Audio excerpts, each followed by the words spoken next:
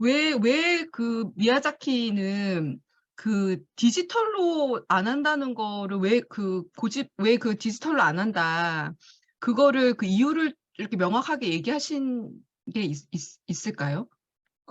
제가 우리 카페에 올라간 그 다큐의 뒷부분에도 그 다큐가 어 그 뒷부분에 조금 나오던데 이제 당시 다 못 그리셔가지고 그 애벌레를 그리는 디지털 작가를 이렇게 이제 오라고 해가지고 뭐 똑똑한 청년들이 왔는데 이제 계산을 한 거예요. 그래서 진짜 애벌레 같지 않냐고. 음. 그런데 미야자키 그 답이 그 움직임은 계산의 문제가 아니고 그 벌레의 동기를 이해하는 문제라고. 음. 그러니까 이게 디지털이 왜 안 되냐면은 음. 디지털 자체가 계산 속에서 객관적인 이미지의 전형을 뽑아내는 거지 않습니까? 음. 그러니까 미야자키 하야오가 원하는 거는 해석 능력인 거예요. 음. 벌레는 왜 움직이는 걸까? 그래서 음. 그 그런 것 같아요. 그 디지털 음. 자체의 계산, 그러니까 아날로그를 고집을 하시는 거죠. 아날로그를. 음. 그리고 그 배경 자체도 그 현대가 아니잖아요. 음. 지금 이게 되게 선택된 세계인데 그래서 다 환상이다 이렇게 볼 수도 있지만 이 작품의 그 엄청난 리얼리티가 그래서 다 환상인데 그런 온천장 음. 없는데 왜 이렇게 진짜 같지라고 하는 요거를 이제 풀면 되게 재밌을 것 같은데요. 음. 디지털은 소재적으로도 방법적으로도 되게 거부하시고 토토로가 게임 하자고 얼마나 많이 달려들었겠어요. 음. 절대 네버 네버. 이 세계를 그 게임으로는 안 가져간다고 되게 음. 철저하시더라고요. 그 왜냐면 지금 저희 분야 같은 경우도 그 3D 모델링이 해서 실제로 이제 기계에 집어넣으면 3D가 인제 구현이 되는 거예요. 근데 그 3D를 구현하려면 당연히 그전에 컴퓨터에서 모델링 작업이 완료가 돼야 돼요. 어, 그래서 지금 이제 저도 여기서 이제 판단이 잘 안 서는 게 실제로 이제 지금 현대에 있는 이제 많은 대학에서도 조속과에서 저희 때만 해도 그런 문화가 없었기 때문에 일일이 다 이제 손으로 만드는 문화였거든요. 근데 요즘은 애들이 다 컴퓨터를 하는 거예요, 조속과 학생들이.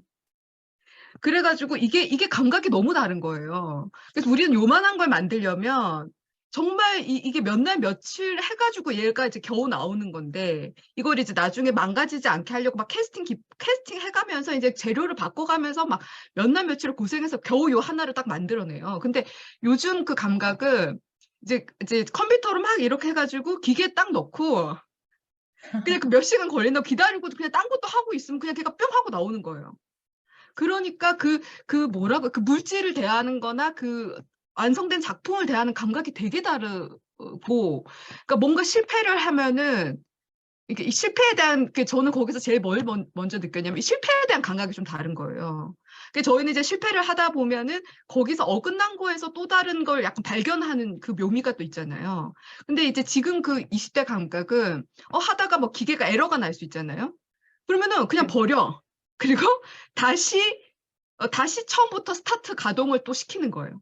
그래서 그 어떤 그러니까 이게 되게 다른 감각이어 갖고 저도 사실은 아직 정리가 좀 안 되고 있는데 그러니까 이게 그 3D로 뽑으려면은 어쨌든 모델링 그 3D 모델링 상에서 완성된 그 모델링 값이 나와야 되는 거예요. 그래야 기계가 정확하게 인지를 해서 하고 이미 그 기계에 넣을 때부터 완성을 확정하고 들어가는 거기 때문에 중간에 실패라는 것 자체도 그냥 버려 버리는 거고 또다시 완성을 향해서 또다시 기계를 다시 on을 키면 되는 문제거든요. 그래서 '야 이거가 대단히 감각' 그래서 저는 요즘 세대가 인제 완전히 바뀌었구나. 그거를 좀 되게 많이 느끼고 있거든요. 그래서 이제 그래서 이제 조각을 하는 그 사람들의 신체나 감각이 완전히 달라지겠구나.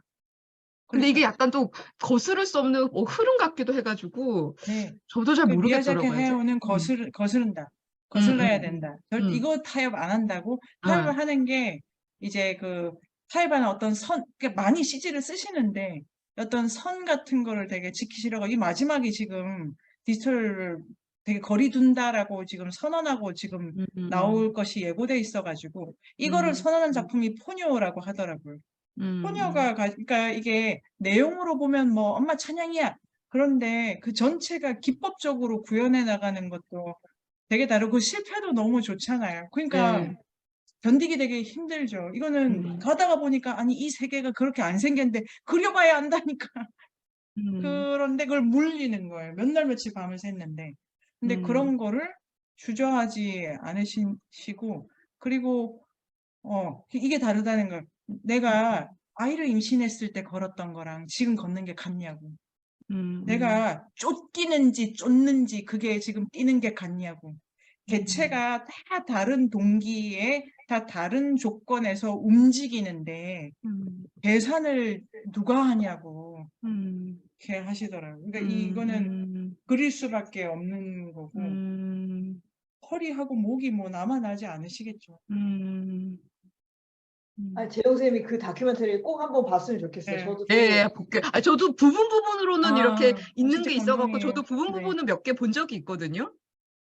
예, 근데 다를 이렇게 딱 다 안 봐가지고 제가 꼭 볼게요, 선생님. 그 그리고 말씀하신 대로 실패 네. 부분도 그렇지만 음. 그 지금 후배분들이 하는 거랑 선생님이 하시는 조소도 그게 남들이 보기에 좀 덜 그 느낌상으로는 뭐가 이상한데밖에 모를 수 있지만 애니메이션도 마찬가지잖아요. 예, 그러니까 예. 그 다큐멘터리에서 보면 애가 신생아가 나가지고 머리가 이만큼 삐져나왔는데 그게 보이냐? 사람들은 이걸 이만큼 두 가닥이 빠져나오는지 잘 모르는데 그 사람이 그거를 하루 종일 그걸로 그러니까 시도를 많이 해봤더라고요. 그 미야자키 하야오가 이렇게도 해보고 3D를 자기도 나중에 뭐라고 그러냐면 이건 실패라고 자기 요술방망이가 아니었다고 3D가 이렇게 바람이 불면 그 많은 지난한 작업들을 생략해 줄 줄 알았는데 생략해 줄 수가 없는 그게 들어가는 게 모르겠어요. 센과 치히로를 제가 그래가지고 한 3번 어제로 한 3번 정도 봤는데 너무 재밌어가지고 그러니까 예를 들면 그 엄마 아빠가 되게 무례하게 처음에 그냥 그 원천장을 막 들어가잖아요.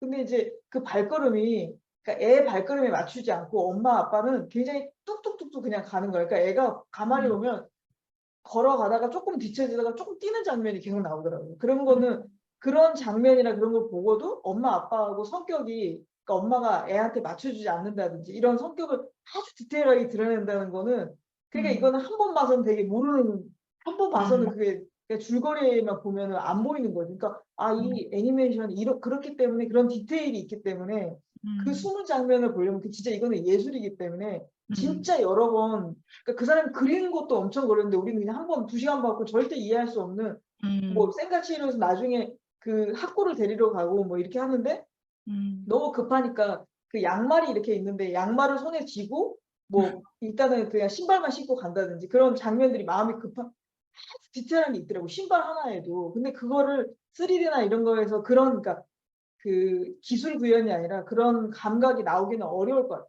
그러니까 그러니까 동기를 쉬우면 이해해야 쉬운 게 된다는 하기 쉬우니까. 그거는 계산할 수 있는 문제가 아니지 않나 뭐 이런 거 유일무이한 거고 음.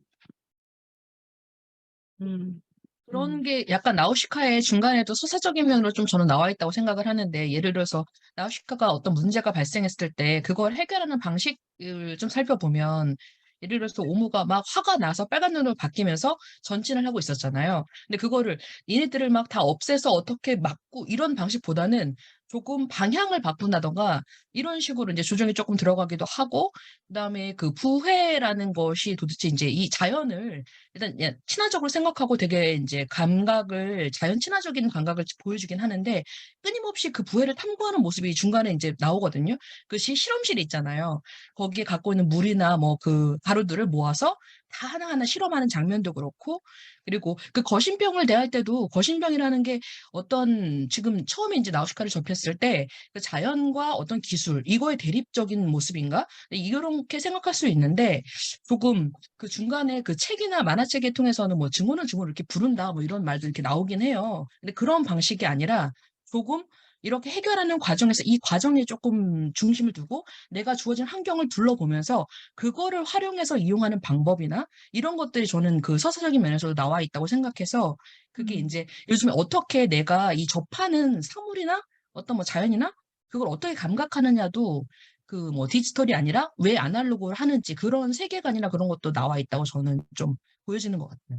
너무 그러네. 이게 그러니까 그 주위의 조건에서 할 수 있는 방향으로 약간 방향을 트는 거잖아요. 그러니까 전체 나우시카의 세계는 묵시록적이어서 그 오모가 다 없어지는 게 아니고 구애는 그대로 있고 전진 중이잖아요.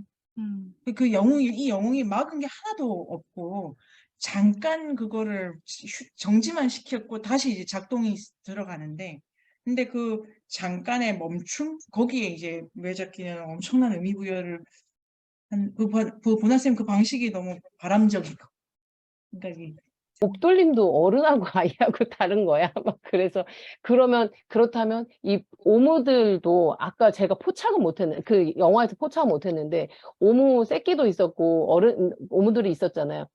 여기에도 분명히 디테일이 있었겠다라는 생각이 들더라고요. 그 크기가 크고 작고가 아니라 이 움직임에도 이 눈을 그 나우시카는 눈을 보잖아요. 그러니까 그 눈을 봤는데 뭐지? 저는 이제 그런 생각이 들었는데 그 분명히 거기에도 어떤 디테일이 숨어 있을 수도 있겠구나라는 생각이 들어가고 네네 그랬어요. 많은 재밌었어요. 사람들이 물어봤는데 이 벌레 커서 어떻게 되냐고 유충 아니냐고. 그래서 근데 나 그 미야자키가 그리다가 이게 성충을 그리면 이 세계가 흔들린다, 얘는 이런 걸로 뭐 이렇게 하기도 했다고 하고, 그 마지막에 나우시카가 이 딱 그 자기 우리는 그게 영웅처럼 죽는 것처럼 가는데 정면으로 뭔가 딱 보잖아요.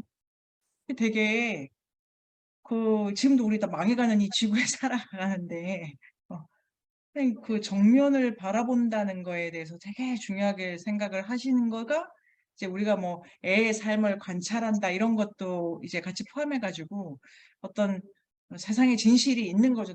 이 미야자키에게는 그런 거를 되게 본다고, 그 나쁜 짓, 좋은 짓, 뭐 실수, 어리석음 이런 거를 보려고 하는 그런 것도 관찰 이런 거랑 생각이 드네요. 네네. 디테일이라는 게 제 생각에 디테일이라는 게 그러니까 어떤 사실관계, 사실성을 좀 더 올린다는 것이라기보다는 대단한 관찰과 관심인 것 같아요. 그러니까 그 사람을 관심이 있고 그게 중요하게 그 사람의 움직임이라든지 그 세계에 들어가야지 볼 수가 있는 거잖아요. 근데 예를 들어서 우리가 내용이 되게 중요하고 여기서부터 여기까지는 어떤 내용이야 이렇게 퉁쳐버리게 되면 이거는 빨리 구현해야 되는, 그냥 기술적으로 이런 내용은 근데 중요하지 않은 장면이 없는 거죠. 어떻게 보면 그거는 또 그려가면서 생각하지 않으면 할 수가 없고, 그 사람이 그때 어떻게 움직였을까, 이번에는 신발을 신을까 말까, 빨리 갈까, 어떻게 할까, 얘가 어떤 표정을 지을까를 그때마다 달라지기 때문에 이 작가도 알 수가 없고, 그러니까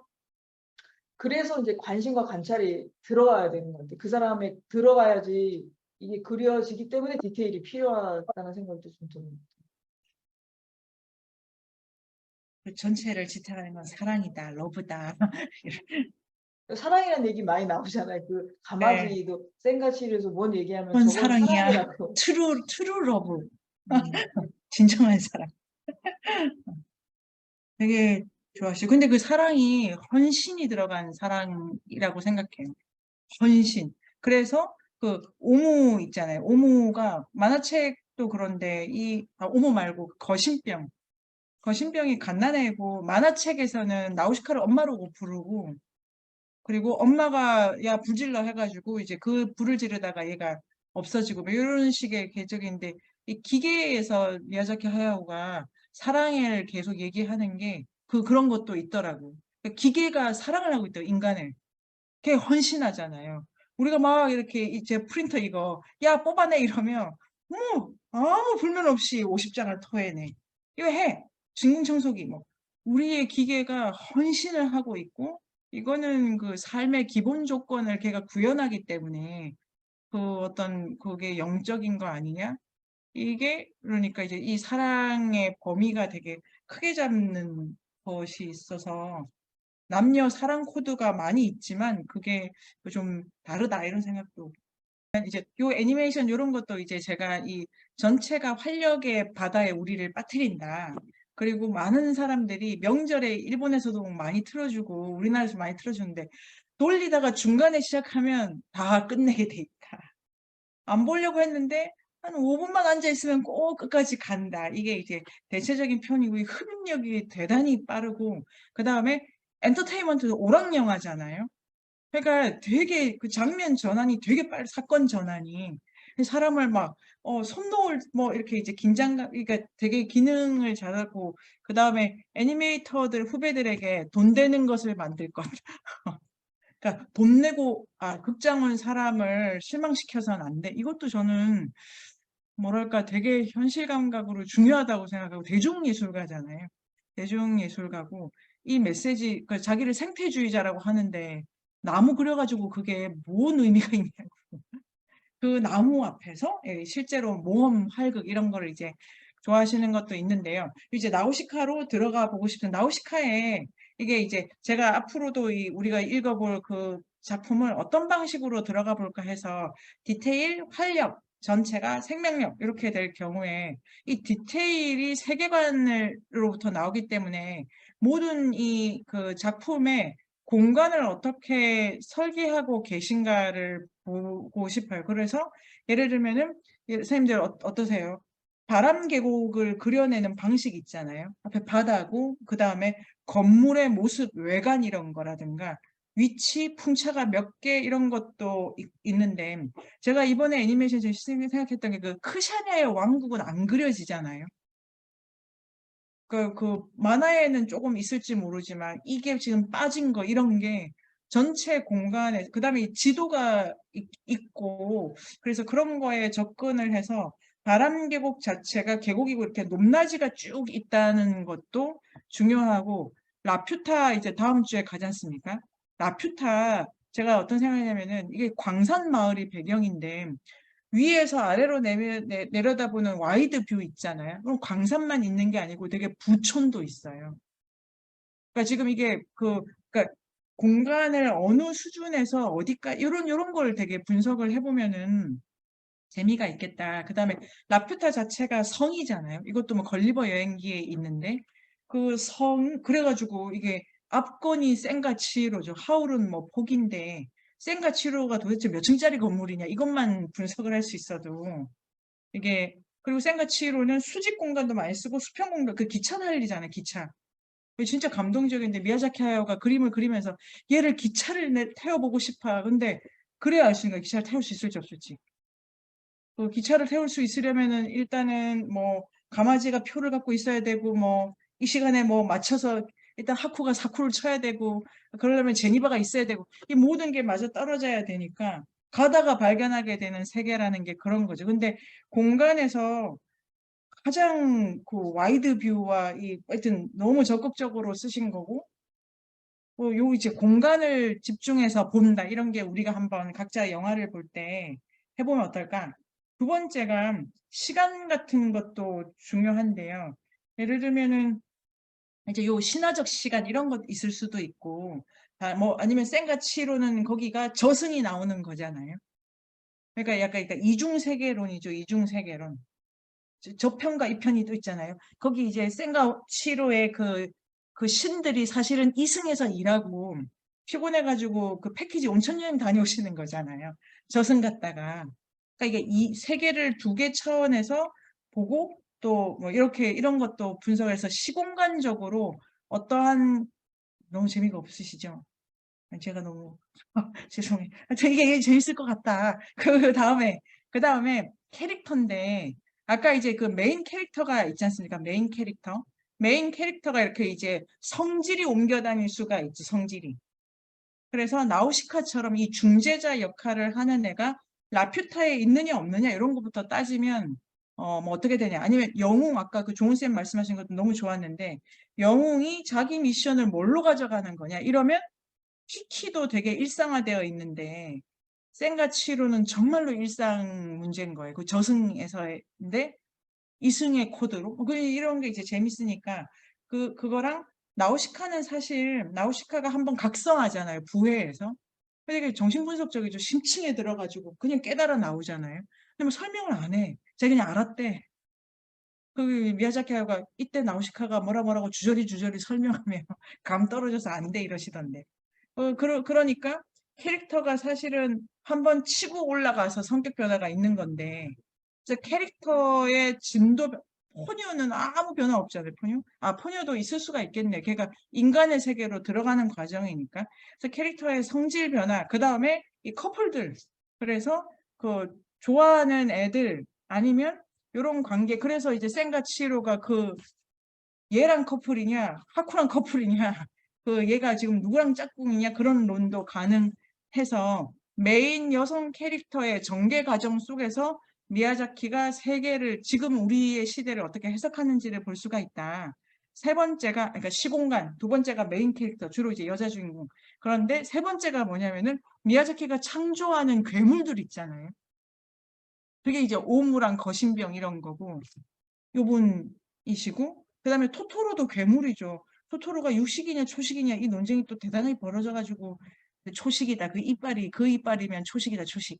이렇게 이제 결론 나고 그래서 이 괴물들이 계속 창조된다. 이렇게 분석을 계속 그 캐릭터를 가지고 해보면은 각자 좀 쌓아가는 것도 있고 재미가 있는 것도 있고 그런데 이게 이제 마지막이 가장 이상한 것이 바람이 분다는 바람이 분다는 이 앞에 게 제가 이렇게 그거를 완전히 종이 깔아놓고 그림을 그려보진 않았는데 그냥 대충 생각해봐도 이상한 괴물이 나오는 것도 아니고 그 다른 시간관이 나오는 것도 아니고 너무 현실 지표가 2차 세계대전 뭐 너무 많이 나오고 그래서 이게 그 결이 좀 다르다에 이르기까지 미야자키 하야오의 어떤 거장의 정신세계를 이렇게 이제 역산해 가기도 하는 게 재미 있을 것 같고요. 그 다음에 그 뭐를 보고 우리 아직 안 끝났고 뭐 그래서 지금 이제 거신병과 오무 얘기를 좀 더 하고 싶다 이런 거고 이거를 볼 때 영어 더빙판이 아니고 일본어 자막판을 보시기를 권유드립니다. 제가 한국어版은 안 보고 제 자막판을 다 봤는데 이 전체가 아까 장면과 장면을 넘길 때 소리 작업을 되게 많이 하기 때문에 OST 말고 노이즈 있잖아요. 뭐 벌이 엥 거린다든지 아니면 뭐 탁탁 신발 신는 소리가 난다든지 그런 거에 또 어마무시한 그 의미 부여를 이게 이제 그 종합 예술이니까 그래서 그거를 좀 일본어는 잘 모르지만 그리고 기무라 타쿠야가 하울이잖아요. 뭐 하여튼 그런 것도 너무 재밌고 기무라 타쿠야가 대본을 딸딸딸 외워갔대요. 그래서 됐다 이래가지고 뭐 하여튼 그런 에피소드도 재미있는데 그러면 캐릭터 얘기도 해보고 싶습니다. 이 나우시카의 뭐 미모도 괜찮고요. 저 지금 그런 전투에 귀걸이가 왜 필요해? 이런 생각이 들다가도 필요하다. 눈이 저렇게 커서 되겠어? 캔디도 아니고 말이야. 그러나 예뻐야 된다. 미야자키 아니 귀여워야 좀 된다. 뭐 이런 것. 네. 되게 아버지 상을 좀 겁나게 그린 작품 중에 하나이기도 하고 소녀 같은 경우는 아버지를 되게 희화하기도 하고 그리고 주로 아버지 안 나오죠. 아버지. 엄마도 뭐 잘 안 나오지만 근데 아버지를 되게 무겁게 그린 것도 있는 것 같아요. 근데 노인들이 다 이거 나우시카에 죽어가잖아요. 오염돼가지고. 근데 공주님이 일하는 손이 아름답다고 하셨어. 이런 거. 근데 기본적으로 이게 대부분의 많은 미야자키의 이제 애니메이션에서 어쨌든 어떤 대결 구도랄까 어떤 전투 구조랄까 이제 이런 네네네. 것들이 계속 반복이 되잖아요. 네네네.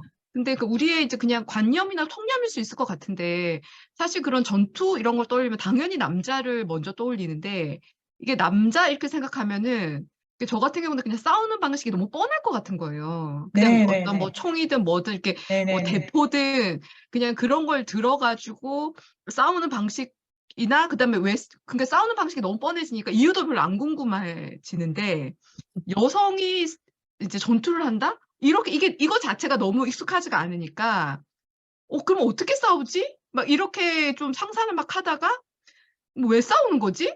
막 이런 것까지도 조금 이렇게 생각을 하게 좀 만드는 것 같아요. 그런 게. 그래서 그 전투 안에서 여성이 싸운다라는 게 그 이유가 되게 궁금해지면서 근데 실제로 또 우리가 신화나 이런 데서도 사실은 여성은 일단 먹고 들어가는 게 있다고 선생님이 참 네네네. 많이 말씀하시잖아요. 근데 그런 거랑도 좀 연결이 되고 기존의 여성이 자기를 이렇게 정체화하는 거랑 완전히 다른 방식으로 하는데 그렇다고 이게 기존의 남성의 전투 방식을 그냥 답습하는 게 아니고 자기 나름으로 이렇게 전투 방식을 사실은 만들어 가는 거잖아요.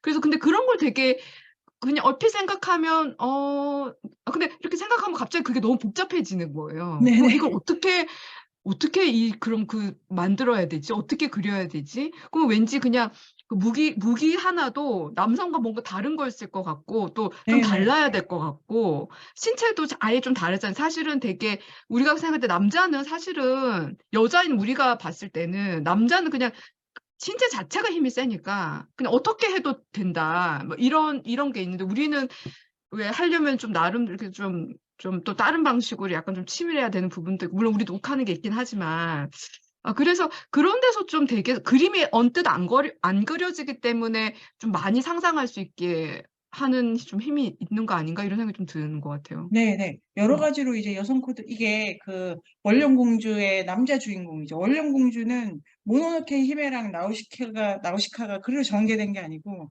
중재자는 그 남자예요, 남자애. 아시타카. 지금 이 중재자, 약도 안 돼, 선도 아니야. 여기서 가운데 선, 그래서 그걸 한번 남자로 시험을 해봤는데, 그 계를 가지고 재영쌤 얘기하신 것도 하면 재밌을 것 같아요. 그리고 미야자키 말로는 그냥 아무래도 남자애 가지고는 어쨌든 지금 말씀하신 그거죠. 너무 이 상식만 건드리게 되고 이게 되게 엄숙해지고, 그다음에 이제 아까 말씀하신 것, 전쟁을 되게 많이 그리시잖아요. 이게 전쟁을 싫어하는데 전쟁을 그려. 막 중간에 사람을 사랑하는데 때려 죽이고 싶어. 뭐 이런 거. 세계는 평화로워지면 좋겠는데 저 새끼는 없어야 되고. 뭐 이런 거. 이런 모순이 당신한테 너무 많다면서 그거를 에이 죽어버려 이런데 막 이렇게 그 토토로가 막 웃는 거를 그려야 되는 자기를 막 이렇게 분열하는 이런 것도 많이 그리시는데, 일단 전쟁을 좋아한다는 것이 주는 이분법적인 거에 대해서 되게 단순하게 잡고 들어가신다는데, 이게 이제 근데 그 구도가 서서히 이렇게 깨지는 걸 좋아하시는 거죠. 그러니까 초반에는 되게 대립을 세우는데, 그래서 이제 변증법이랑 좀 다르지만 요것도 되게 좋은 테마 같아요. 숲을 어떻게 그리니, 숲이 걸어다녀. 이것도 되게 끔찍하시죠. 숲이 걸어다니다니. 나를 밟을 거야. 그것도 그런데 그 전쟁을 계속 그려야 되는 게 뭐 또 딴 이유도 있을 것 같고. 혜영쌤 아까 말씀하시려다가. 저는 나우시카, 아까 그 아버지 얘기하실 때, 아버지가 되게 권위적이고, 주변에 폐지 태국에 갔을 때, 거기 그 남자들도 되게 맞아요. 크샤나하고 같은 얘기를 네네. 하면서, 크샤나가 여자 얘기를 하는데, 여기서 남자 역할로 그려지고 맞아요. 있는 건가? 이런 생각이 들면서, 그러네요. 권위적인 그런 역할을 하는데, 나우시카가 엄마가 없잖아요. 근데 이제 거기 페이지 태국에 여자들이, 그 공주의 엄마가 이 아이한테 그 딸의 옷을 입혀서 보내줄 때, 얘가 완성된 게 아닌가 이런 생각이 들어요. 그러니까 나우시카 원래 엄마가 없는데 그 엄마의 역할, 엄마의 자리가 생겨서 얘가 그 영웅으로서의 그게 완성이 돼서 그래서 그 파란 옷을 입은 그게 된 거 아닌가 이런 생각이 들기도 했는데, 그래서 아까 왜 여자지 이렇게 생각했을 때 노파도 그렇고 할머니도 그렇고 여성을 지혜 쪽으로 이렇게 생각하고 있는 건 아닌가? 이런 생각도 들었어요. 그래서 아까 그 종훈 쌤 말씀하실 때 생각났는데, 노파가 마지막에 그 아이들이 그 얘기할 때 트루 러브야 할 때 그때 장면을 얘기를 들으면서 노파가 눈을 크게 떠요. 눈이 맞아요. 엄청 커요. 그래서 할머니가 눈이 엄청 크네라고 생각을 했었는데, 그 전에 이제 계속 안 보이잖아요. 그래서 저 할머니가 눈을 저렇게 크게 떴다는 거 이제 보인다는 건가 이런 생각이 들기도 했는데, 그런데도 그런 재미있는 의미가 있을 것 같습니다. 네네. 이제, 지금 실제로, 나는 페미니스트다. 이게 미야자키 하야오가, 난 페미니스트야. 이게 되게 기본적인 주장이고, 모든 여자 주인공인데, 메카닉이잖아요. 기술자를 여자로 지금 그리고 있는 것도, 그러니까 전사를 여자로 그린 게 아까 재영쌤 포인트가 있는데, 기술자를 여자로 그리는 포인트도 되게 많고, 그래서 붉은 돼지, 그 다음에 이 기술자 여자들을 주목하는 것도 되게 많고, 그 다음에 혜원쌤 말씀하신 것처럼 이 그러니까 자기가 엄마 역할을 하든지는 있는데, 엄마를 되게 많이 꺼트려 놓고 거기에 할머니를 바로 갖다 놓는다든지, 하는 방식으로 가는 어떤 여성성에 대한 이해 이런 거를 같이 생각을 해가지고 지금 이제 나우시카의 뭐 여성 영웅으로서의 완성일 수도 있고 어떤 여성들과의 관계를 따지는 거는 의미가 있을 것 그 되게 재밌을 것 같아요. 여성 캐릭이니까 선생님 이게 뭐 달래기도 하고 아까 그 피리도 불고 뭐 달래기도 하고 이런 장면이 나오기도 하는데 그 아버지 죽이니까 거기 몇 명 해먹어버렸잖아요. 완전히 다 배버렸잖아요. 그러니까 자기 아까 말씀드린 그 폭력 자기가 이제 폭력으로 더 잡아먹히지 않기 위해서 하긴 하는데 능력이 그러니까 아까 직업 얘기도 했지만 능력이 엄청 많은 거잖아요. 그러니까 거기 있는 사람들한테 되게 인기 있는 통치자이기도 맞아요. 하고 통치자이기도 하고 이런 뭐 화학 성분 이런 걸 해가지고 이게 업무에 그 뚜껑 같은 것도 따고 이런 거 보면 화학적인 뭐 화학자이기도 하고 그 안에 부의 밑에서 이렇게 막 기도하는 건 구도자이기도 하고 여러 가지 이렇게 한 사람들이 한 10번 정도 산 것 같은 그 어린애인데 한 10번 정도는 줬다 깼을 것 같은 그런 그거 엄청난 그 너무 좋네요. 능력들이 다 그거. 종합되어 약간은 이 캐릭터가 하나로 소화할 수 있을까 싶을 정도로 여기에 다 집약이 돼 있는 것 같기도 해요. 그러네. 그게 그러니까 이거 여성을 해석을 더 우리가 해나가면 되겠네. 작품마다를 좀 그 붙여가지고 이 혜영쌤이 주신 이게 이제 성장 서사가 기본적으로 입혀져 있으니까 어떤 국면에서 갑자기 쭉 성장하거나 혜영쌤의 언어로 하면은 이 완성을 단계를 딱 들어갈 때 그때 어떤 그 존재랑 이렇게 접촉하면서 가느냐 이거를 포함해가지고 지금 많은 그러니까 나우시카가 이 세계관 전체고 그러니까 앞으로의 미야자키에도 많이 결정을 했다고 하시더라고요. 되게 많이 배웠다고. 그리고 그 막스주의로부터 안녕, 계급 안녕, 여성이면 어때, 남성이면 예쁜 소녀, 몰라, 좋은 사람이야 그냥 이렇게 다 되게 자유로워지신 거예요. 그린 이 12년 동안. 그다음에 여기서 이제 쭉 가게 되는데 그 모든 캐릭터를 복합적으로 가지고 있는데 앞으로 우리가 볼 작품마다 이렇게 약간 전환의 국면에서 지금 강비쌤 말씀하신 것처럼 뭐 능력을 바꾼다든지 그 센과 치히로는 능력을 바꾸는 거 아닐까요? 이거 뭐 아무것도 없다가 이제 능력을 갖게 된다든지 그런 방식으로 이렇게 탐색하는 것도 재미가 있을 것 같고 이 여성이 그러니까 쓸 수 있는 거를 그러니까 이 여성이 생물학적 여성이라기보다 되게 많은 관계를 종합해가는 어떤 상징 기호로 보기도 하고 할머니 갑자기 할머니가 많이 나오나 할아버지가 많이 나오나 여러 가지로 그다음에 이제 지금 여기 없는 게 뭐냐면은 마법사죠. 마법사. 여기 이제 키키가 요거랑 직후에 나오는 이 84, 그다음에 86, 89 이렇게 하는 것 중에 키키가 이렇게 이제 이 나우시카 안에 들어가 있는데요.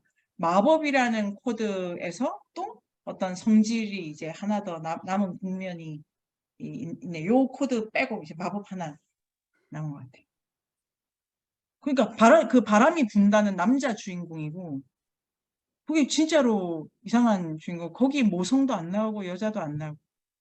근데 그 바람이 분다랑 쌍벽을 이루는 게 붉은 돼지인데 붉은 돼지는 조종사고 바람이 분다는 기술자고 붉은 돼지에는 모성이 있고 바람이 분다에는 결혼할 여자가 폐결핵으로 죽거든요.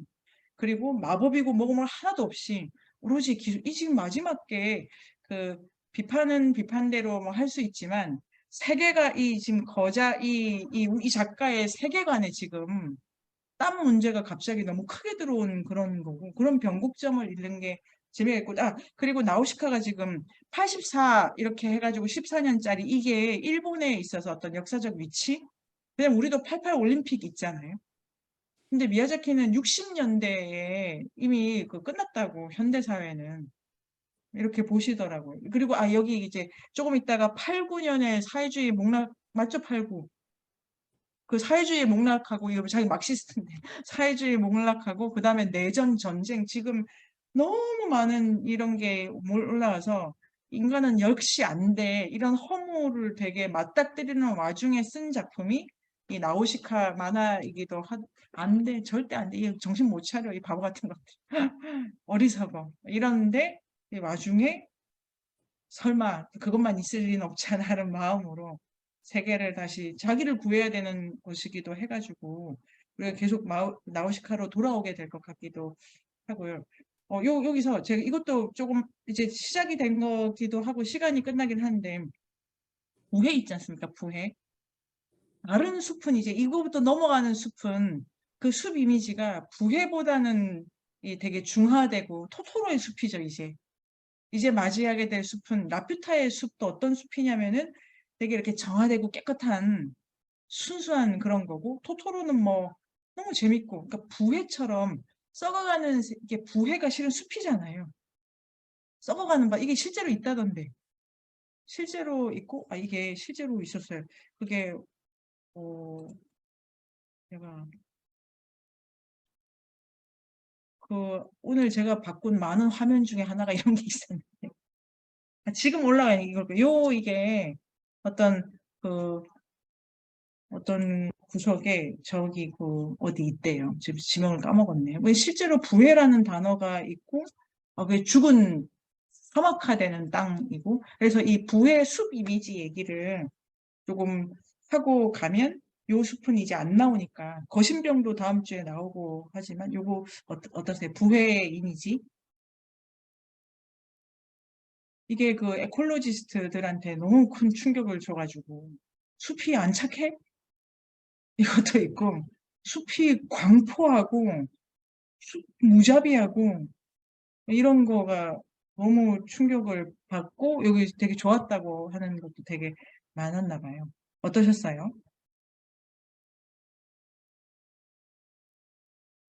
선생님이 모르시니. 그 선생님이 올려주신 거, 그 나무를 심는 사람들을 네네네네네. 봤는데, 거기도 네. 사막인데, 그 한 사람의 그 꾸준함이 그 숲을 생태계를 되돌리잖아요. 그 나무 네. 몇 그루가 결국 다 모든 동식물을 불러들이고 사람까지 불러들인다는 이미지를 생각했을 때, 저는 오늘 선생님이 아까 계속 얘기하신 거, 그 애니메이션 만들 때, 그 종이를 넘길 때, 그 다른 세계가 매 순간 간섭된다는 그 말이 저는 정말 감동이었거든요. 그런 생각을 해본 적이 없는데, 그 종이를 넘길 때 그 에어가 계속 끼어들고 다른 세계가 계속 들어온다고 할 때 이분이 저는 약간 글을 이렇게 계속 그림을 그리는 와중에 그 안에서 뭔가 잠재되어 있는 것이 드러날 때까지 계속 손을 움직이는 듯한 느낌이 원래 있던 건데, 그러니까 선생님 말씀하신 거 창조가 아니고 원래 내 안에 있던 것이 드러날 때까지, 그러면 약간 내 안에 있는 것을 드러내는, 나를 발견하는 작업이 그 애니메이션을 만드는 작업이고, 그 안에 세계가 간섭한다고 했을 때 사실은 그게 그 수많은 그 에어가 들어가는 순간과 함께 우리가 그걸 볼 때, 그 작품을 볼 때 우리도 그 세계에 간섭이 들어가잖아요. 네네네. 예, 그래서 아까 선생님 말씀하신 것처럼 이게 두 개의 세계가 그 미야자키 하야오가 끌어들인, 자기 경험에서 어쨌든 끌어들인 그 과거의 시간과 그게 이제 드러났을 때 우리의 시간과 만나서 새로운 현실을 만들어내는 그런 이미지가 조금 저는 있었고요. 그런 이미지, 계속 그런 수작업을 통해서 뭔가 기억을 이렇게 네. 끌어들이는 작업을 하는 것 같아요. 그러면 약간 그 시간을 찾는 작업인 것 같고, 우리한테도 그런 시간을 주는 것 같은 느낌이 들어서 저는 정말 오늘 나우시카를 보고 오진 않았어요. 예전에 그 나우시카 할 때 그때 보고 최근에 본 적은 없는데, 선생님 미야자키 하야오 말씀하시면서 지금 책상 밑에서 발을 부르시고 어떻게 계시는데 하셨어요? 보셨어요? 어떻게 하셨지? 그런 게 느껴지는 게, 따라가고 싶거든요. 따라가고 싶은데. 그래서 발에 매트를 깔아놓고 구르기 좋구나. 구를 때마다 사실 좀 선생님이 차가워가지고 무슨 말씀을 앞으로 하실지 너무 기대됩니다. 정말 너무 이 세계가 지금 소름 끼치도록 좋은데, 진짜 소름 끼치도록 좋아요. 소름 끼치도록 좋고, 이게 우리의 무수한 두려운, 아까 그 실패도 너무, 지금 수영쌤 말씀이 너무 좋은데, 처음에 제가 너무 감사해요. 그 수연쌤이 저를 데리고 가주신 거기서 그냥 미야자키 하야오가 그림을 너무 많이 그리신다. 그 다음에 보시는 책이 구름에 관련된 책, 그냥 땅에 대한 책이 또 되게 많아서 공부를 되게 많이 하신다고 생각을 했거든요.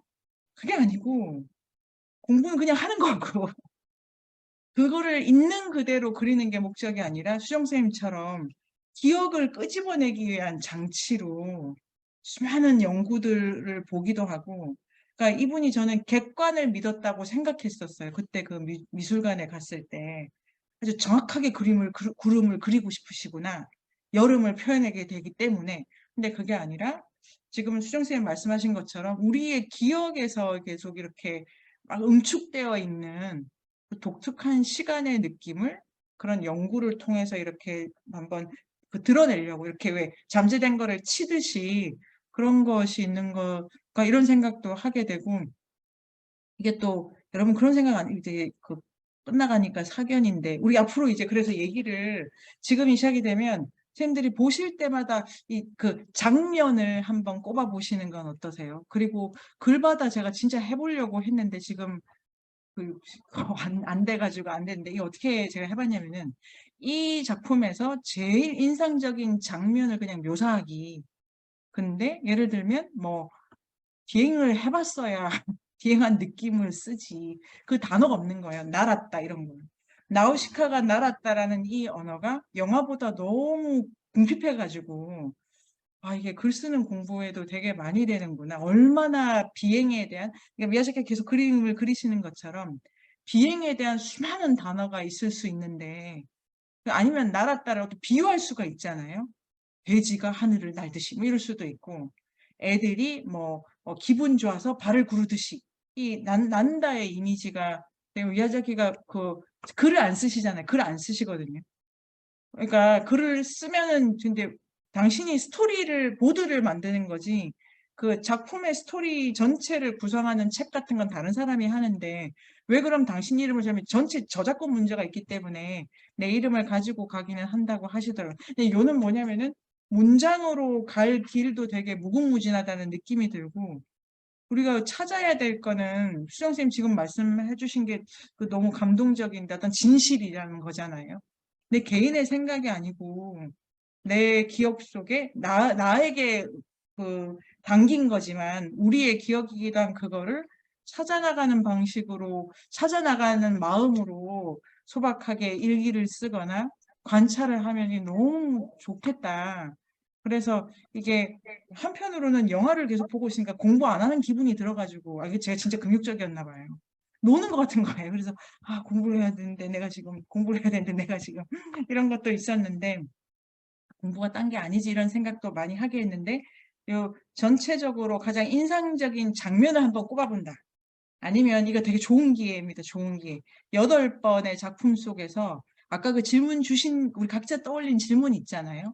여성이라는 거를 도대체 어떻게 정의해 가시는 걸까? 이런 것도 좋고 그다음에 뭐 재영 쌤 그것도 너무 좋은데 어떤 그 길에 대한 이게 성공 실패 이러면 되게 단순하니까 우리가 이렇게 뭐 성장한다는 것 이런 이미지 되게 좋아하시니까 왜냐면 목적주의 뭐 이런 식으로 이런 것도 한번 생각을 해나가면 다른 글을 쓸 때 어마무시하게 이제 가져올 수도 있고 그리고 이 분이 철학책 읽고 이렇게 나온 게 아니잖아요.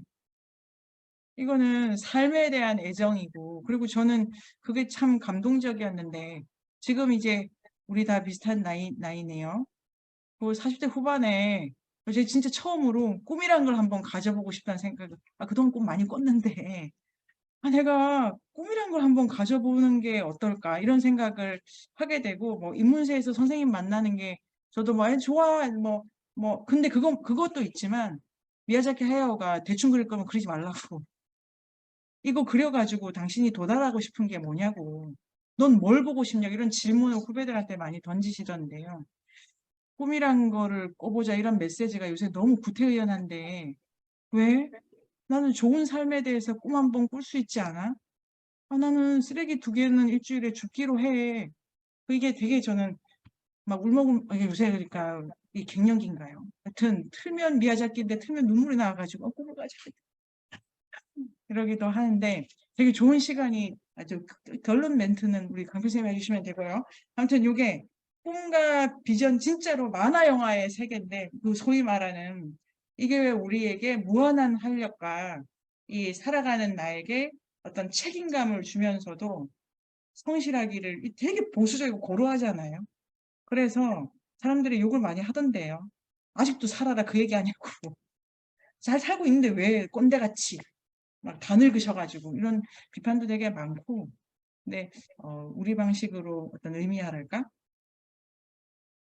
저에게 이 기획을 하게 해주신 그 권수연 선생님의 오늘 소감도 여쭙고 싶습니다. 예.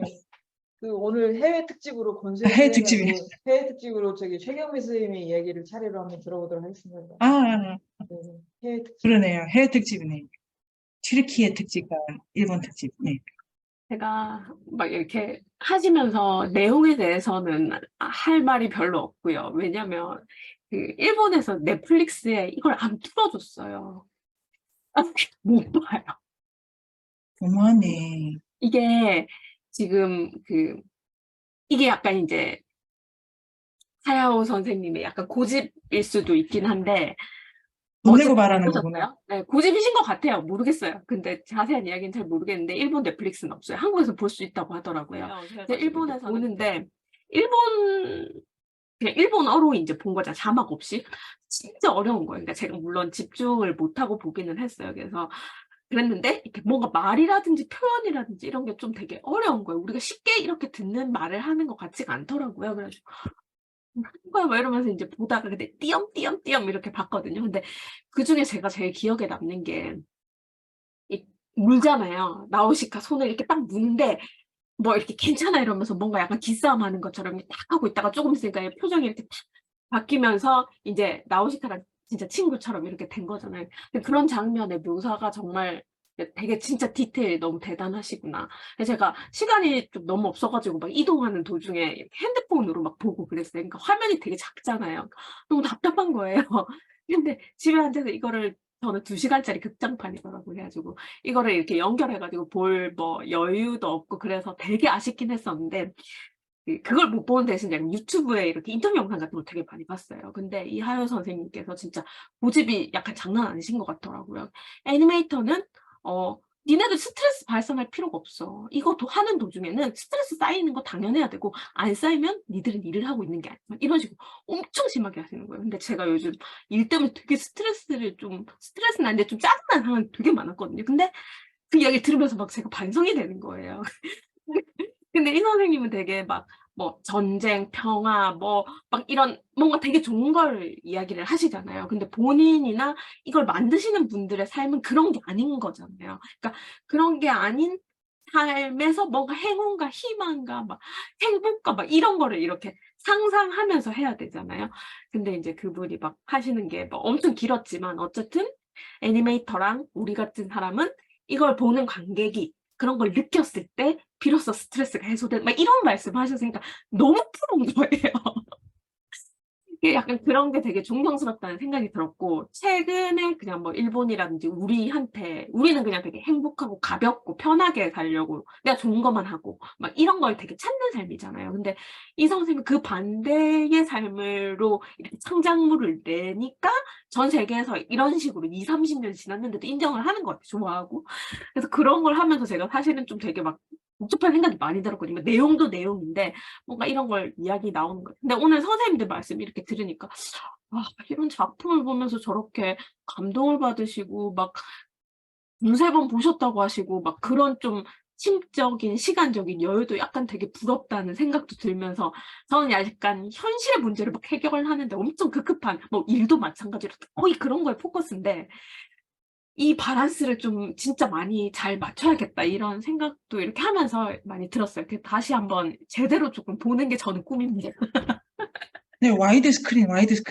이 연구실에 전자 TV로 보니까 장난 아니던데요. 근데 이게 클수록 좋다. 클수록 디테일을 다 그러네요. 파이팅, 밸런스.